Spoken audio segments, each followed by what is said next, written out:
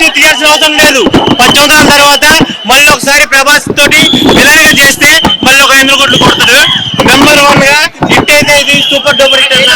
కన్నప్ప మాత్రం సూపర్ ఉంది. వచ్చి చూడొచ్చు అన్న, ఒక 5-6 సార్లు చూడొచ్చు, పర్లేదు.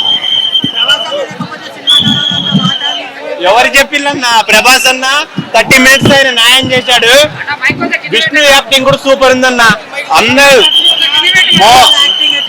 మిగతా వాళ్ళని మోహన్ లాల్ గారు బాగానే చేశారు. అసలు ఈ రోజు కన్నప్ప రిలీజా లేకపోతే మంచు విష్ణు ట్రోలింగ్ నుంచి విడుదలయ్యాడో అర్థం కావట్లేదు. అంతలా ది బెస్ట్ అవుట్పుట్ ఇచ్చాడు కెరీర్ లోనే. మంచు విష్ణు గారి టోటల్ 20 years కెరీర్ లోనే the best output, best performance అని చెప్పొచ్చు. లాస్ట్ 20 minutes తన యాక్టింగ్ చూస్తే ఎవరైనా సరే ఫిదా అవ్వాల్సిందే.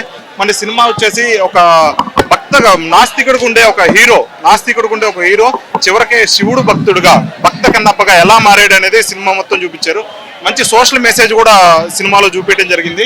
అంటే సోషల్ మెసేజ్ ఏంటంటే మనం ఇప్పుడు శివుణ్ణి, దేవుణ్ణి ఎవరైనా పూజించవచ్చు, దీనికి అంటరానితనం ఉండదు. దేవుడికి భక్తుడికి మధ్య ఏ మీడియేటర్ ఉండకూడదు, అంటరానితనం ఉండకూడదు అని మంచి సోషల్ మెసేజ్ ఇచ్చాడు. ఇంకోటి ఏంటంటే దేవుడికి భక్తుడికి మధ్య మూఢనమ్మకాలు కూడా ఉండకూడదు అని చెప్పి మంచు విష్ణు ఒక భక్తుడుగాని కాకుండా ఒక వారియర్గా కూడా, ఒక యోధుడుగా కూడా చాలా బాగా పోరాడాడు. చాలా మంచి సినిమా అనిపిస్తుంది ఇది మాత్రం. కాకపోతే ఫస్ట్ హాఫ్ లో చాలా వరకు మైనస్ ఉంది. అన్వాంటెడ్ సీన్స్ చాలా వరకు తీసేసి ల్యాగ్ అనేది ఫస్ట్ హాఫ్ అంతా ల్యాగ్ అనిపించింది. ఒక మాటలో చెప్పాలంటే చాలా వరకు సీన్లు తీసేస్తే సినిమా మరో లెవెల్లో ఉండేది అనిపించింది. సెకండ్ హాఫ్ లో లాస్ట్ 1 hour మాత్రం సినిమాకి హైలైట్. ఆ 1 hour సినిమా కాపాడుతుంది అనిపిస్తుంది. ప్రభాస్ వచ్చిన కానించే బాగుంది. ప్రభాస్ వచ్చిన కానించి నెక్స్ట్ లెవెల్ లో తీసుకెళ్ళాడు.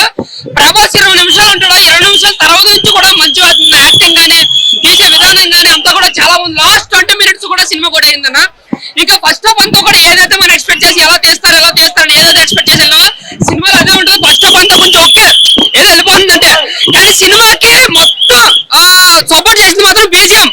మొత్తం సినిమా లేపింది మాత్రం ఓన్లీ బీజిఎం అన్న.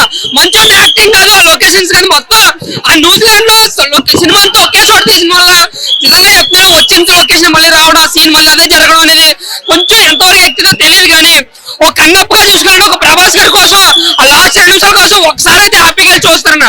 బట్ కేవలం ఎన్ని కష్టాలు వచ్చినా అది కేవలం ప్రభాస్ చూసే, అది ప్రభాస్ కోసమే వస్తాయి.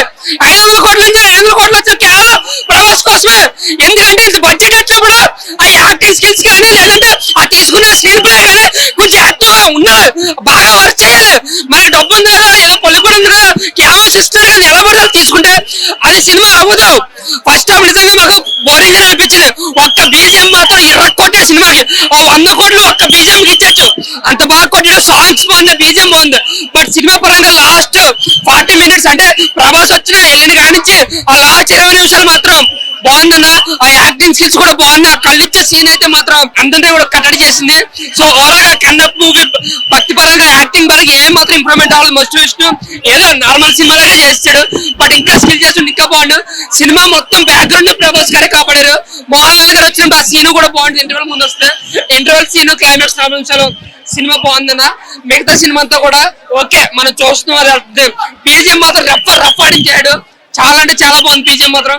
సినిమా పరంగా అయితే ఒకసారి అయితే చూడొచ్చు. Thank you.